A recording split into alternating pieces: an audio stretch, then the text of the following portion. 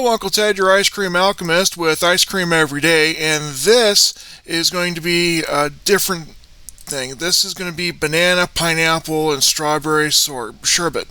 And, this is actually for a friend of mine, her son, Kenneth. He's a good kid, and he asked me about having, this flavor combo. So I said, yeah, I'll do that. And so that's what we're working on right now. So we're starting off with a blend of bananas, strawberries, and pineapple. I'm using about 12 ounces of pineapple, and then we're going to be using, I got 3 bananas here. Obviously, too many strawberries, so you want to try and keep it even. You want to have roughly the even balance on the flavors. So I chopped up the bananas, and yeah, they're a little ripe, but that means they're sweet. Remember, darker bananas are sweeter, and you want that because you don't want them too green because they just don't have the sugar development. So chop them up and put them in a pan. Do the same thing with the strawberries, and with the pineapple. All I did was just take the chunk pineapple. You can use crushed if that's what you got.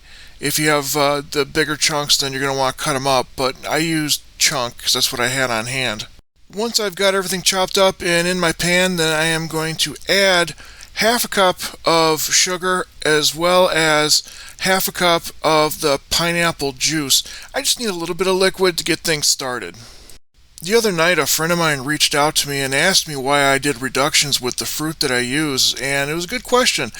One of the reasons that I need to do this reduction is I need to get the water out. I need to concentrate flavors, and so by cooking it down like this, it'll concentrate the flavors, plus it'll make sure that the ice cream is scoopable, because this way you don't have ice chunks.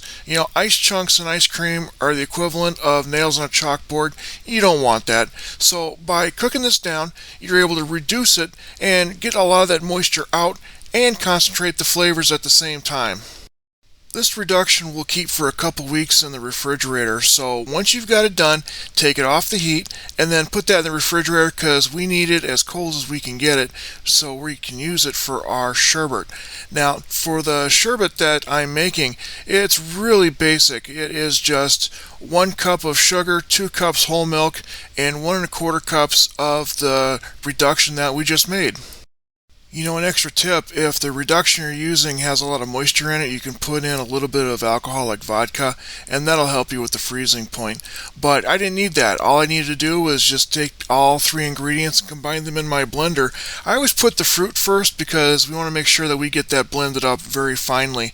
And then I'll go ahead and put in the rest of the ingredients, and I will just put that in the blender for just under a minute. Really, you don't need to do too much with it. Just give it a good blending. Like I said, maybe about 1 minute. And once you've got it blended, then really you can just take that and put it straight into your ice cream maker. Now, I'm lucky. I've got a Cuisinart. I love my Cuisinart, and I've got a couple of them actually, and they go so well for me. But, I just go ahead and pour it directly into my ice cream maker. I've had a few people ask me about what ice cream machine that I use, and I dearly love the Cuisinart ice cream makers that have the freezing bowls. I've noticed that other brands I've had bad luck with because the bowls just don't seem to work right for some reason or another, but the Cuisinart brands, they work amazingly well for me every time, and I absolutely love the durability. I've used these ice cream makers for hundreds, if not 1,000 batches of ice cream, and it still works. And so I fill up the bowl about halfway up because it's going to expand as it freezes, and then when it's done, just pull it out and you have sherbet. Then I just go ahead and take it and put that into some bowls to harden in the freezer, and once you're done, you've got sherbet. This stuff's wonderful. If you want, take it and put a couple scoops in with some ginger ale or 7-Up. When I was a little kid, I used to call that dessert. But you know what? Thank you for watching, and if you're not eating ice cream for breakfast, what's the point of being an adult? Have a great night.